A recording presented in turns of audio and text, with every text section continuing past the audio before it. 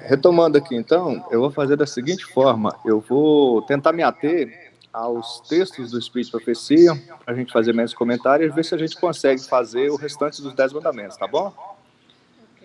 Numa oportunidade que eu tiver, eu gostaria também de comentar sobre o que a irmã falou aí, sobre demônios, sobre anjos. Eu nunca acreditei nisso, sabe? Nunca, nunca, nunca. Eu pensava que era coisa da cabeça da pessoa, algum remédio que a pessoa tomou, ou um sonho, algo assim que a pessoa pensou que viu, até que aconteceu comigo.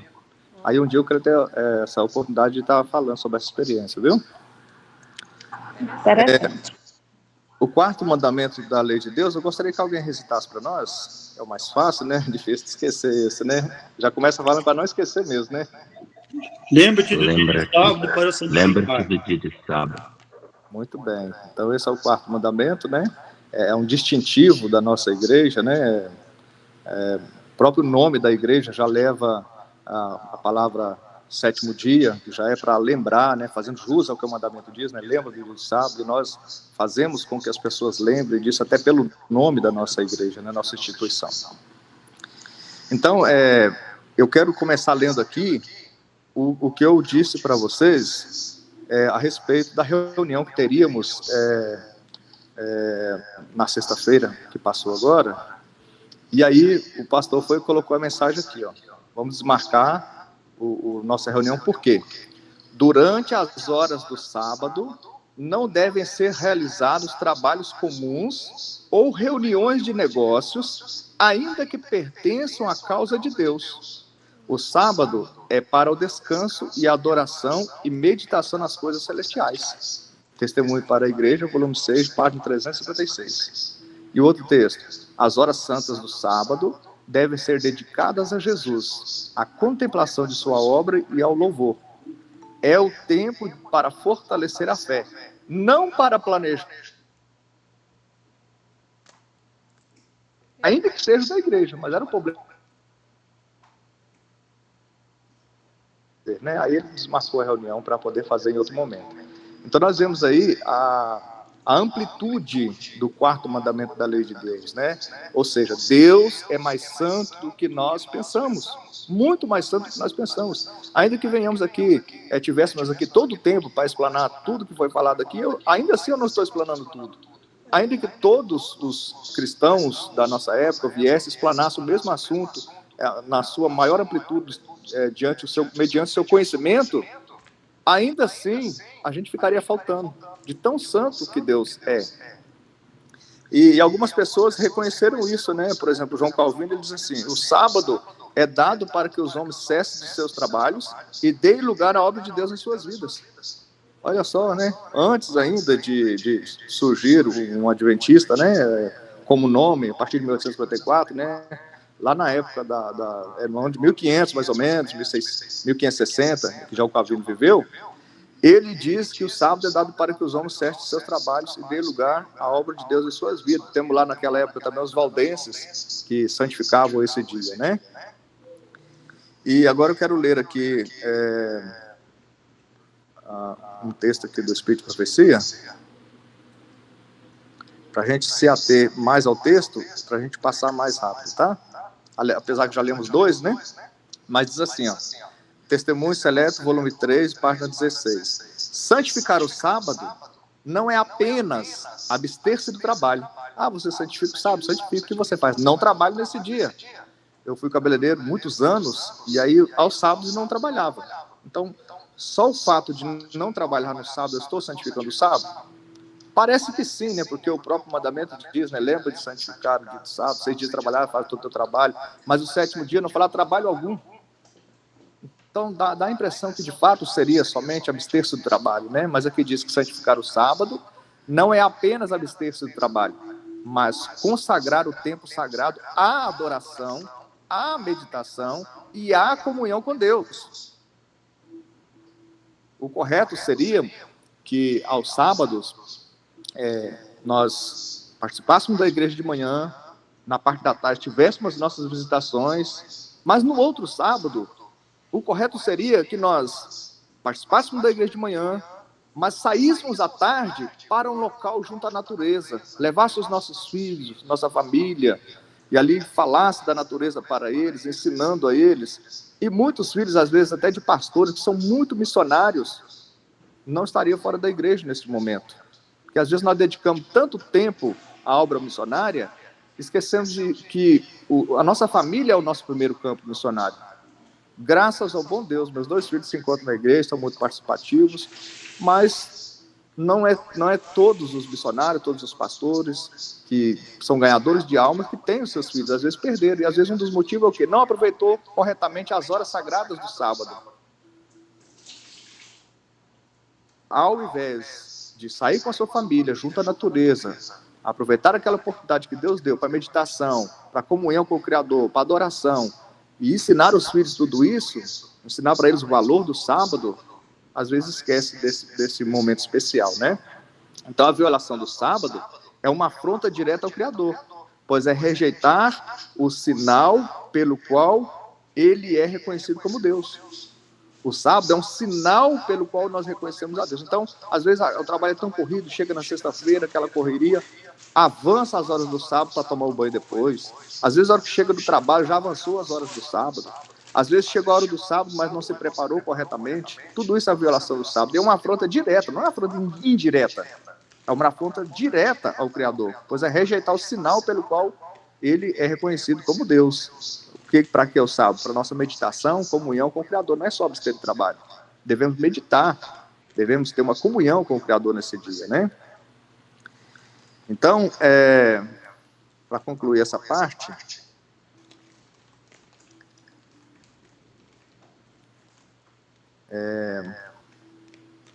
quero concluir dizendo que o sábado é um memorial da criação, mostrando que Deus é nosso Criador.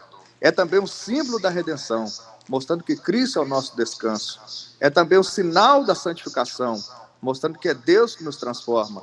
É uma prova de fidelidade, é uma marca de fidelidade, e vai ser também na crise final, e já o é hoje, né? Já é o selo de Deus, é o sinal de Deus. E o sábado é o elo duradouro que une o homem ao seu Criador. Está em Testemunho Seleto, volume 3, e na página 316. Porém, no mundo moderno que vivemos, saturado de pressa, ruídos, vaidade, o sábado acaba sendo um protesto silencioso contra o materialismo, a idolatria do trabalho.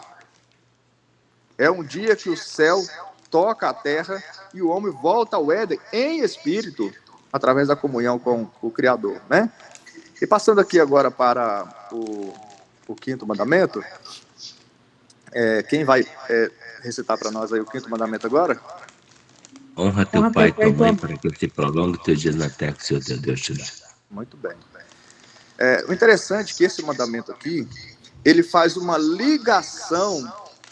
Por exemplo, nós acabamos agora a primeira tábua da lei, que continha os 4 primeiros mandamentos, que diz respeito ao amor a Deus. E estamos entrando agora na segunda tábua da lei, que diz com relação ao amor ao próximo. Só que o primeiro mandamento da lei de Deus diz: não terás outro Deus diante de mim. E o primeiro da outra tábua diz: honra teu pai e tua mãe para que se prolongue os teus dias na terra em que o teu Deus te dá. Então ele trata, né, do relacionamento do homem com o homem, mas ele também é uma ponte entre as duas tábuas, pois o respeito aos pais é uma expressão direta à reverência a Deus. Pois se você não respeita aquele que você vê, você vai respeitar aquele que você não vê? Então, ele faz essa ponte, ele faz essa ligação com os mandamentos da primeira tábua, de modo direto, o primeiro mandamento da lei de Deus, né? Ou de forma geral com todos, né? Então, ele é uma ponte entre as duas tábuas, pois o respeito aos pais é uma expressão direta de reverência a Deus. Honrar pai e mãe vai além de obediência. Envolve respeito, envolve cuidado, envolve gratidão, envolve amor. Eu faço visita aqui a 2 enfermos com a mesma enfermidade, que é um câncer na garganta. Os 2 estão em estado terminal. E hoje mesmo eu visitei um deles. E aí eu perguntei pelo filho, que uma das vezes que eu fui lá, ele estava lá, o filho desse senhor que está com câncer. E aí a pessoa respondeu: olha, o filho dele vem aqui todos os dias. O que ele está fazendo? honrando o seu pai, ele está reconhecendo que o pai dele deu vida para ele, criou ele, deu educação, deu o que vestir, deu o que comer, que ele está demonstrando que ele merece o respeito dele, principalmente nesse momento de dificuldade, em que muitos filhos, às vezes, abandonam os seus pais, nesse momento de dificuldade. Mas ele vai lá todo dia, sabendo que o pai dele está passando por essa dificuldade, né? Então, vai além da obediência. Envolve respeito, cuidado, gratidão, envolve o amor. E a promessa para as pessoas que fazem isso é que Deus vai prolongar os dias da pessoa aqui na Terra, dos filhos que fazem isso, né? E isso vai além de viver muito aqui na Terra. Este prolongar aqui é conceder a essas pessoas que obedecem aos seus pais, os filhos, no caso, a vida eterna. Então, o que o mandamento está mostrando? Ele mesmo fala que é o primeiro mandamento com promessa, né? No Novo Testamento faz referência, dizendo que é o primeiro mandamento com promessa. E de fato é. Então, o cumprimento desse mandamento, ele traz bênção, traz estabilidade, traz vida. E o próprio Novo Testamento, livro de Efésios, diz que os filhos devem obedecer os seus pais, né? Devem honrar o pai e a mãe, porque é o primeiro mandamento com promessa. E isso é justo, diz o texto, né? Então, eu quero passar aqui agora para o comentário escrito profecia, que diz assim: a obediência aos pais é o primeiro dever que os filhos devem aprender. É um dever expresso na lei de Deus e é essencial para a felicidade e prosperidade da família e da nação. Patriarcas e Profetas, parte 308. Quando eu tive meus filhos, eu li um livro chamado Orientação da Criança, Pais, Professores e Estudantes, e esqueci Conselho dos Pais, Professores e Estudantes, eu esqueci o nome do outro agora. Foram 3 livros que eu li, e aí algumas coisas me marcaram. Uma das coisas foi que a criança, quando ela é pequenininha, porque muitas vezes os próprios pais erram em fazer com que os seus filhos não sejam obedientes aos pais, que não honrem a si mesmos. Por quê que os pais erram? Porque até os 3 anos de idade de uma criança, está escrito no Espírito de Profecia, que você deve ser muito rígido com ela, muito duro, muito firme. Porque esses momentos, a gente faz o contrário. A gente quer rir das bobagenzinhas que eles fazem, dos erros, acha tudo engraçadinho, né?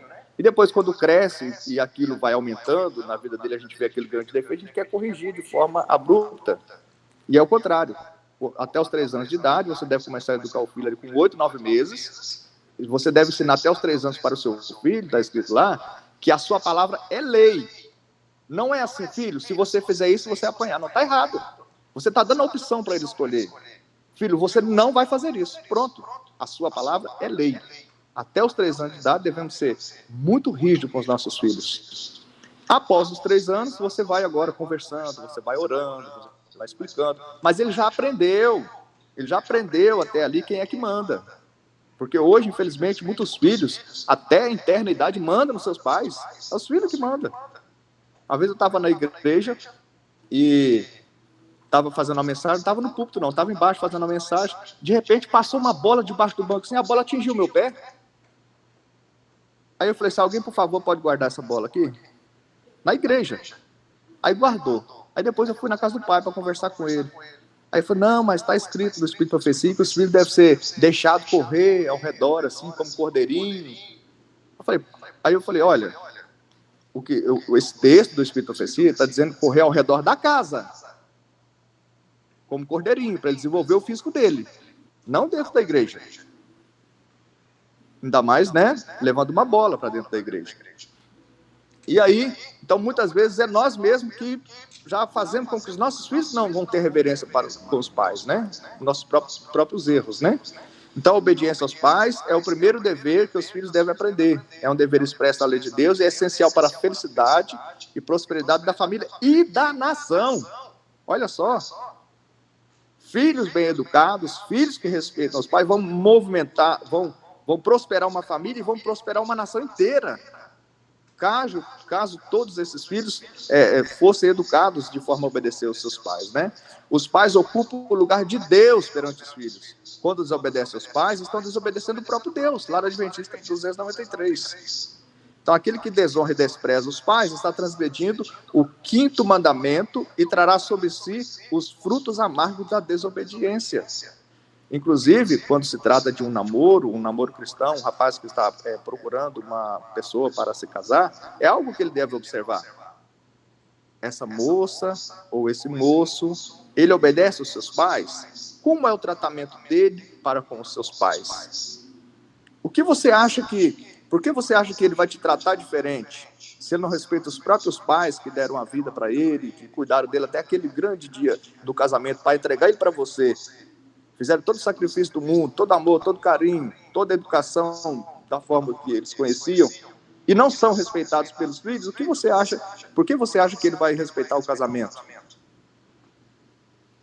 Então, o 5º mandamento ensina que a família é o primeiro altar de adoração. Honrar pai e mãe é honrar o próprio Deus, pois a autoridade deles é um reflexo da autoridade divina. Quando os filhos aprendem a obedecer e respeitar os pais, estão aprendendo os primeiros princípios da obediência a Deus. Então, a Bíblia diz que o temor do Senhor é o princípio da sabedoria. Como que vai fazer isso? Educa os filhos, porque é os princípios da obediência a Deus quando eles são educados, né?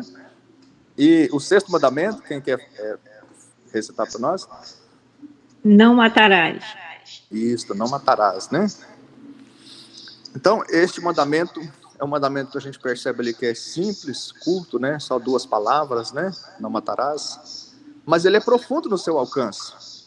O verbo que é usado ali, em Êxodo capítulo 20, verso 3, é ratchash, que significa assassinar. Inclusive, algumas traduções diz não assassinarás, né? Ou seja, tirar a vida injustamente. Então, ele não se refere... ele se refere, né, à supressão da vida movida por ódio, por vingança, por descuido, por indiferença, né? Porque pode ser que aconteça um acidente, né, de trânsito, algo que não foi da sua vontade, você foi lá e cometeu aquele homicídio, né? Que, na verdade, tem a diferença lá de crime doloso e crime culposo. O culposo é aquele que você não tem intenção de matar, né? Mas aquele que é feito com a intenção de matar, movido por ódio, vingança, descuido, indiferença, né? Esse é um pecado que embora seja 2 palavras, mas ele é reprovado drasticamente pelos mandamentos da lei de Deus. Inclusive, é um dos motivos da separação da nossa igreja Adventista do 7º Dia Movimento de Reforma com o Adventista do 7º Dia, por causa da transgressão desse mandamento, quando eles aderiram à guerra e foram lá para matar, para tirar a vida de outro, inclusive de irmãos que moravam em outros países, eles estavam transgredindo esse mandamento da lei de Deus. Então, esse mandamento é uma defesa direta da santidade da vida, porque a vida pertence a Deus. Aquele que tira a vida de outro homem atenta contra a própria imagem do Criador. Recebi uma notícia tão triste de um filho meu na fé ontem. Ele colocou no status do WhatsApp luto. Como gosto muito dele, eu mandei uma mensagem, marquei o status e mandei mensagem para ele. O que aconteceu? Ele disse: olha, o primo meu morreu hoje. Mas morreu de quê? Ele passou a corda. Ele usou a expressão assim, ele passou a corda. Um rapaz jovem se enforcou. E eu disse: mas qual foi o motivo? E, inclusive, mora na cidade que eu vim, né, que é Divinópolis. Ele falou: olha, o motivo ninguém sabe, é um mistério. Ninguém sabe, não deixou carta, não estava passando por nenhum problema, não reclamou com ninguém, simplesmente passou uma corda. Então, aquele que tira a sua própria vida, a Bíblia diz que os homicídios não herdarão o reino de Deus. E aquele que tira a sua própria vida, ele está sendo um homicida também. É claro que a gente não pode colocar isso com tanta rigidez, porque Deus vai julgar cada caso, cada situação, né, analisar. Mas, em geral, uma pessoa que tira a sua própria vida, ele é um homicida de si mesmo. Ele também não terá salvação, está desobedecendo o mandamento de Deus, né? Então, Jesus agora, ele vem e amplia esse mandamento, mostrando que ele não se limita simplesmente ao ato físico de matar, mas inclui toda a emoção, toda a intenção, todo o ódio, todo o desprezo, né? Quando Jesus diz assim, Mateus 5, 21, 22, ouviste o que foi dito aos antigos, não matarás, mas qualquer que matar será sujeito a juízo. Eu, porém, vos digo que qualquer que sem motivo se encolerizar contra o seu irmão está sujeito a juízo. Então, só de você ficar com ódio do seu irmão, chamar ele de tolo, você já é réu de homicídio. Porque o princípio está dentro de você. Tem um texto no Desejar das Nações que diz assim: entre o pensamento e a ação, existe um pequeno passo, que é a oportunidade com a imunidade. Moisés, aconteceu isso com ele. Ele desejou tirar a vida de alguém lá para defender um judeu, né, do egípcio lá no Egito. E o que ele viu? Uma oportunidade de comunidade. Ele ficou tão zangado, tão indignado com o que estava sendo feito ali contra o judeu, quis defender o seu povo, e ele pensou que ninguém estava vendo. Ele teve uma oportunidade de comunidade. É o pequeno passo que existe para nós quando você está com raiva. Se você está com raiva, está com ódio, existe só esse pequeno passo. Uma oportunidade de comunidade, por isso que é perigoso, por isso que Deus considera como se tivesse matado. Inclusive a lei aqui, se você tirar uma arma e apontar para outra pessoa, você vai responder por um crime, ainda que você não atire, você vai responder por um crime, porque você tinha intenção, você apontou, você tirou a arma, você não sacou à toa aquele revólver, né?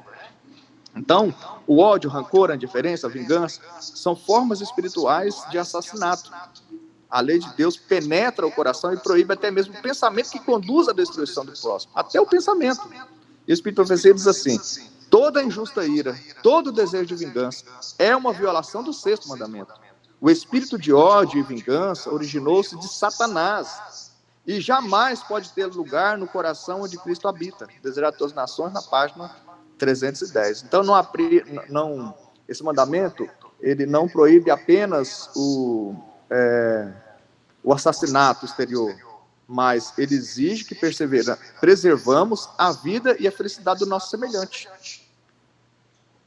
E para concluir, Martim Lutero também faz um comentário e fala assim: este mandamento não proíbe apenas homicídio, mas também qualquer coisa que possa causar dano ou sofrimento ao próximo, no corpo dele ou na vida dele.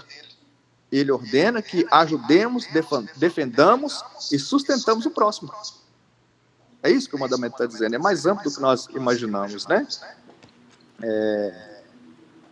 O crime de Caim nasceu com a incredulidade e a inveja. Então, por que Caim matou Abel? Incredulidade e inveja. Ele se irritou porque ele era o irmão mais velho, o mais novo chamou a atenção dele. Ele pegou lá uma madeira, tirou a vida do irmão dele. Assim que começou a luta entre eles, por causa do ódio. Foi uma luta, o Espírito de Profecia diz assim no Patriarca Profeta, página 73, assim começou a luta entre o bem e o mal, entre o ódio e o amor. Se tratando de Caim e Abel, né? Então, quais são as modernas formas de violar o sexto mandamento, né? Qualquer hábito que destrua a saúde e encurte a vida é uma violação do sexto mandamento. Assim, o sexto mandamento pode ser quebrado por uso de droga, álcool, vícios destrutivos, maus tratos físicos e emocionais, aborto, eutanásia, indiferença mediante a pobreza ou o sofrimento de outrem, exploração ao próximo. Cada ato que enfraquece a vida, destrói a dignidade humana, é, em essência, uma forma de assassinato. Cristo é que é o autor da vida, né? E ele não veio para destruir, ele veio para salvar as almas, né? É o que está escrito em Lucas, capítulo 9, e no versículo 56. Então, o sexto mandamento, ele mostra que a vida é sagrada porque procede de Deus. Somos guardadores uns dos outros. A violência, o ódio, a indiferença são ofensas ao Criador. Quando Deus procurou Caim porque tirou a vida de Abel, o que ele respondeu? Sou eu, porventura, guardador do meu irmão? Sim, é um guardador do irmão. Cada um de nós somos guardadores do nosso irmão. E aquele que não faz isso está transgredindo este mandamento, né? E o sétimo mandamento? Não adulterarás. Não adulterarás, né? Os irmãos já observaram que nos 10 mandamentos existem 8 mandamentos negativos e 2 positivos? Os positivos é honra teu pai e lembra do discípulo a santificar. Todos os outros mandamentos começam com não. Porque já é um desejo do ser humano, né? E esse em especial aqui é algo que o diabo trabalha muito, que é o adultério. Eu queria ter tanto tempo aqui para contar as coisas, mas se eu contar a história que eu queria contar para vocês, que eu já vou perder tempo, né, para poder concluir até chegar ao 10º, né? E falar a verdade para vocês, a história que eu ia contar aconteceu na nossa igreja, tá? O pecado começou no céu, foi com o desejo, com a concupiscência. E o diabo, ele não muda a sua estratégia quando ele vê que dá certo. Ele conseguiu os anjos, através do desejo que ele causou nos anjos, ele conseguiu os anjos. Através do desejo que ele causou em Eva, ele conseguiu Eva, que conseguiu Adão. E ele sabe que através do desejo, ele vai conseguir muitas almas para a destruição. O pecado, ele trabalha na fraqueza do ser humano. Um tem fraqueza para isso, outro tem fraqueza para outro, mas tem mandamento que às vezes é a fraqueza da maioria. E um deles é o desejo. E ele procura trabalhar isso muito bem trabalhado, né? Então, infelizmente, é um dos mandamentos mais desrespeitados nos tempos atuais. Mas, se você obedecer ele, é também um dos mais nobres na restauração da pureza e da santidade do coração. E é tão amplo que Jesus falou, aquele que olhar para uma mulher com desejo puro para desejá-la, já cometeu adultério no seu coração. Uma importância aí também, não tirando a culpa do homem que olha para uma mulher com desejo impuro, mas uma importância aí para as nossas mulheres, as nossas irmãs, saberem se comportar na igreja, na questão do vestuário, né? Na questão de decote, questão de roupa apertada, questão de roupa transparente, roupa curta. Infelizmente, é um dos mandamentos mais desrespeitados em todos os aspectos. E aí o homem vai para a igreja, ele é um cristão, mas ele não é santo. Ele está lutando pela santidade. E ele pode olhar, e ele pode desejar, e aí já cometeu o quê? Pecado, e às vezes dentro da igreja. Ele cometeu pecado em seu coração, ele cometeu adultério em seu coração. Ele vai ter que lutar com Deus agora, pedir perdão a Deus, e se ele der continuidade naquilo ali, e do outro lado houver reciprocidade, pode acontecer um fato que vai levar à perdição de famílias e à perdição da vida eterna, né? Então, é um mandamento muito desrespeitado e que é muito amplo. O simples fato de você olhar com desejo impuro, diante de Deus você já cometeu adultério no seu coração. Quero só ler um texto aqui do Espírito de Profecia, tá? E já vamos concluir, para a gente passar para o próximo. A hora que der 1 minuto para meia-noite, eu tenho que estar entregando, para a gente estar fazendo a oração meia-noite em ponto, né? Essa é a orientação que eu tenho, né? Só procurar o texto do Espírito de Profecia e já vamos passar para o próximo, tá?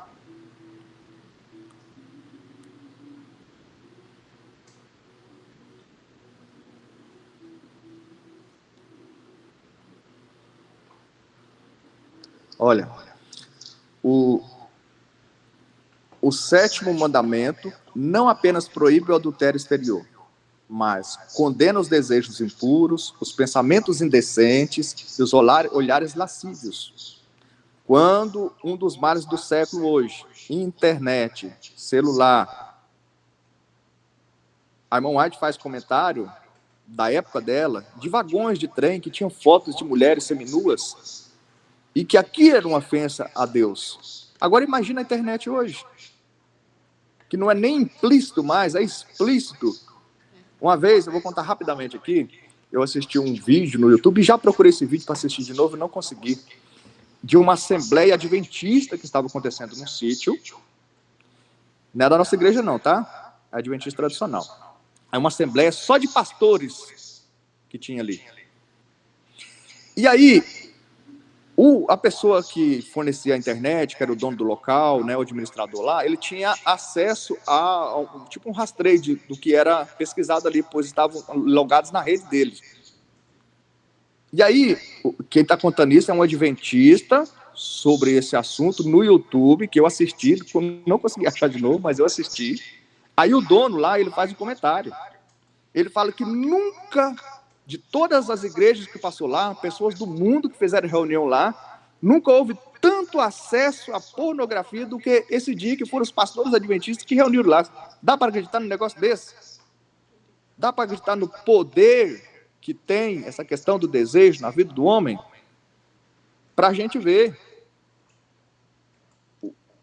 Você tem que evitar o máximo possível.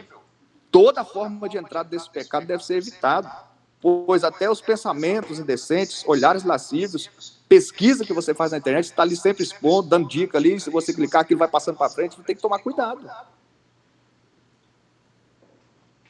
E do olhar, do desejo de assistir, vai passando achando que aquilo é normal, e depois é normal fazer com o próximo também. Ali é só uma preparação. Mas não quer dizer que se você não faz fisicamente, que ali você não está pecando e não vai perder a salvação. Vai, da mesma forma.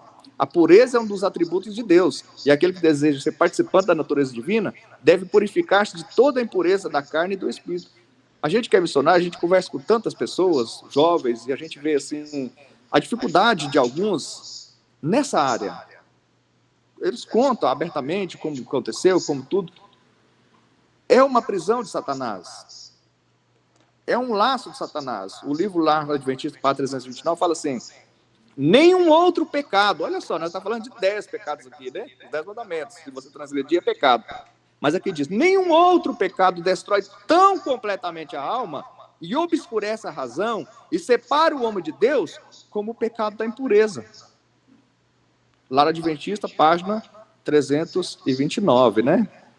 Então vamos passando aqui para o 8º mandamento.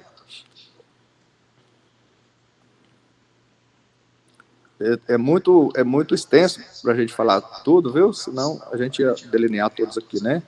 Foi pedido para a gente falar sobre os 10 mandamentos, mas é difícil, viu? Resumir os 10 mandamentos.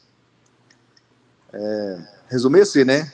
A gente está detalhando ele, mas fazer com pouco tempo não é fácil, né? Então, vamos citar o próximo mandamento aí para nós? Não furtarás, né? Não furtarás. Então, o verbo aqui de não furtarás é ganab, que significa tomar algo que pertence a outra pessoa de maneira ilícita, seja por engano, seja por fraude, seja por violência. Este mandamento abrange todas as formas de desonestidade, mesmo as que são invisíveis e ocultas, né? Não se limita apenas a roubar objetos materiais, mas condena também a injustiça, a exploração, o engano, o abuso de confiança, o roubo de tempo, de talentos que pertencem a Deus.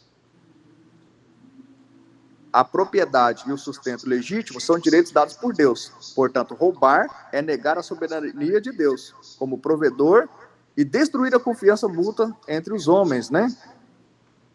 E Efésios 4:28 faz um apelo para nós. O apóstolo Paulo diz assim: aquele que furtava, não furte mais. Antes trabalhe, fazendo com as mãos aquilo que é bom, para que tenha o que repartir com aquele que padece necessidade, né? E quero ler aqui também o texto do Espírito de Profecia, Patriarcas Profeta 309, diz assim: o 8º mandamento condena o tráfico e fraude em todas as suas formas. Proíbe os negócios desonestos, proíbe as falsidades em comércio, as extorsões e retenções de dívidas. Isso aconteceu com pessoas que eu conheço. Um irmão comprou um carro de outro irmão e ele deu o diagnóstico: meu carro está assim, assim, só tem esse defeito. Quando o irmão pegou, não tinha só aqueles defeitos, tinha outros defeitos, gastou muito dinheiro para arrumar o carro, e ele procurou o irmão: nós somos irmãos, você falou que estava assim, mas não estava, o que você pode fazer? Ele falou: não posso fazer nada. Ou seja, ele sabia do defeito, passou o carro para frente, e aqui diz que tudo aquilo que é feito de forma desonesta, com falsidade, mesmo no comércio, as extorsões, retenção de dívida, fere o 8º mandamento da lei de Deus, né? E o 9º mandamento? Não dirás falso testemunho contra o teu próximo. Isso. Então, não dirás falso testemunho contra o teu próximo, né? Fala da mentira, né? O termo hebraico ali, o hebraico usado aqui é shager, ou shaker, que significa literalmente testemunho mentiroso. A minha esposa trabalhou numa fábrica de costura, minha ex-esposa, né, que é falecida, ela trabalhou numa fábrica de costura. Assim que ela chegou, algumas pessoas procurou ela, costureiras também, e disse assim: olha, aquela ali, ó, o apelido dela é Cobra. Ela é ruim, ela é isso, aquilo, outro. E aí ela tomou aquela aversão. Mas como ela trabalhou há um tempo, ela começou a conversar e ela viu que aquela pessoa não era. Mas ela teve a reputação manchada por pessoas que não gostavam, não agradavam dela, ou teve algum atrito com ela que não condizia com a realidade. Mas eles aplicaram um falso testemunho. Então o falso testemunho, ele destrói a reputação de outra pessoa. E nos depoimentos de tribunais acontece muito isso, né? Falsos depoimentos em tribunal podem condenar injustamente o inocente. Aconteceu com Jesus. Apresentaram-se várias testemunhas falsas contra ele para o condenarem. Ainda que se contradiziam, mas estavam lá de forma fraudulenta, né? Contra Jesus. Então, esse mandamento, por que Deus deu esse mandamento? Ele protege a reputação, protege a confiança, protege a verdade, que são pilares básicos, né, da convivência humana. Reputação, confiança e verdade. E esse mandamento protege disso, né? E a Bíblia diz, em Provérbios 12:22, que os lábios mentirosos são abominação ao Senhor. E a mentira começou onde? Quem é o pai da mentira? A mentira começou no céu, lá com Satanás, com Lúcifer, com o pecado, né? Ele é o pai da mentira, ele é o primeiro mentiroso. Ele dizia para os anjos, que eram seres santos, incontaminados, e até então ele o era, né? Até que ele deixou que o mal tomasse conta dele, né? Que surgiu no seu pensamento, que é o mistério da iniquidade. Não sabemos como surgiu o pecado, o mistério chamado mistério da iniquidade, mas sabemos que começou com ele, ele vai lá nos anjos e diz o que para eles? Olha, é o seguinte, para que nós temos que ter uma lei? Porque os 10 mandamentos são eternos, existiam lá no céu, existem. O céu, o universo é regido pelos 10 mandamentos. Aqui na terra eles foram simplesmente adaptados a nós que somos caídos e pecadores. E ele foi para os anjos e disse, para que nós precisamos dos 10 mandamentos? Se nós somos santos, para que um mandamento de uma coisa que nós não vamos fazer se nós somos santos? Mentiu para eles. Conseguiram enganar uma grande parte dos anjos de Deus. Mas os que ficaram fiéis foram atrás desses anjos, falaram com todos, tentaram trazer todos de volta. Uma parte voltou, a outra não. Então ele ficou com a terça parte dos anjos, enganando eles. Ele é um enganador, é um mentiroso, mentiu para eles, enganou eles. E agora vão ter que sofrer a pena do fogo junto com ele. A pena do fogo eterno junto com ele. Porque foram enganados por uma mentira, né? Ele prometeu para eles liberdade. Deus está fazendo de nós pessoas que não têm liberdade, mas eu prometo para vocês a liberdade. Vem comigo que eu vou dar liberdade para vocês. Era mentira. Ele estava tirando a liberdade deles, né? E o 10º mandamento, quem pode citar para nós? Não cobiçarás. Muito bem. O termo hebraico aqui também, é claro que eu não devo estar pronunciando corretamente, né? Mas é hamad, que significa desejar intensamente, ansiar com avidez. Não é apenas querer algo, mas alimentar um desejo egoísta e possessivo. A cobiça é o pecado interior que dá origem a muitos outros pecados. O roubo, adultério, o engano, até o próprio assassinato, né? Vem tudo da cobiça, né? Então, este mandamento, ele não trata de ações externas, mas ações do coração. Mostra, então, que a lei de Deus é espiritual e profunda. Lá em Romanos 7,7, o apóstolo Paulo fala assim, porque eu não conheceria o pecado da concupiscência se a lei não dissesse, não cobiçarás. Ali ele está falando da base do pecado no céu, que foi a cobiça, que foi o desejo, né? E essa concupiscência, esse desejo ardente, né? E Paulo reconheceu esse mandamento, revelando então ali a raiz do pecado, né? Que é o egoísmo, a insatisfação, né? Então a cobiça é um pecado silencioso, mas é destrutivo. Nasce quando o coração deixa de confiar em Deus como provedor e passa a olhar o que o outro tem. Às vezes não damos tanto valor naquilo que temos e ficamos pensando naquilo que não temos, né? E a Bíblia diz, onde está o teu tesouro, está o teu coração. E se você está pensando em coisas do outro, ali está o seu coração, né? No roubo, na cobiça, na fraude, né? Então, Cristo aprofundou o sentido deste mandamento, né? Dizendo onde está o seu tesouro, aí também está o seu coração, né? E nós já falamos, né? Qualquer que olhar para uma mulher para cobiçar em seu coração já cometeu adultério com ela, né? Esse mandamento vai fazer com que você transgrida o outro mandamento também. Então, o 10º mandamento atinge o nível mais íntimo da vida moral. Os desejos, as intenções. E Deus não quer apenas reformar a conduta, mas Ele quer fazer o quê? Transformar o nosso coração. E o texto do Espírito e Profecia, Patriarcas e Profetas 309, diz assim, o 10º mandamento atinge a raiz de todos os pecados. A cobiça é o desejo egoísta de possuir o que pertence ao outro. E leva à violação de todos os outros preceitos da lei. Por quê? Porque ele é a raiz. Então ele vai levar à violação de todos os outros preceitos da lei. O egoísmo e a cobiça são pragas da sociedade. Multidões sacrificam a integridade, a honra e a alma por causa da ganância. Conselho sobre Mordomia, parte 25. Então que Deus nos abençoe, que não fiquemos só por aqui, continuamos estudando a amplitude da santidade de Deus. O primeiro texto que nós lemos para a base da oração fala santo, santo, santo. Quem proferiu essas palavras? Anjos, inocentes, santos, e disseram que Deus é santo, santo e santo.